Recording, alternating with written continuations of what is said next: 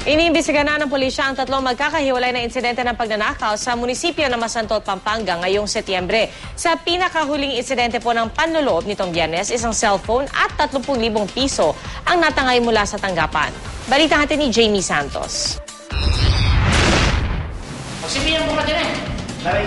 Maliban sa basag na salamin, sira rin ng lakad-yupi ang bakal sa gilid ng pintuang ito ng Municipal Treasurer's Office ng Masantol, Pampanga. Naganap ang krimen habang pauwi ng ibang empleyado ng munisipyo. Yun ang nakapagtaka ka. Walang takot yun na ginagawa. Ang mga salarin, tila alam daw kung saang mesa nakalagay ang mga perang aabot sa 30,000 piso. May cellphone din silang natangay. Ayon sa mayor, sadyang malakas daw ang loob ng mga suspect. Hindi namin alam na mangyayaring ganito. Siyempre, munisipyo, harap pa ng stasyon ng pulis.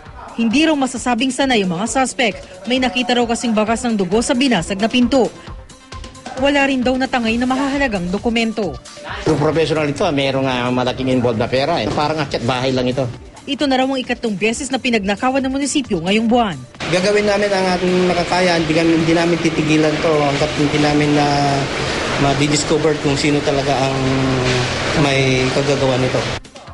Jamie Santos, GMA News.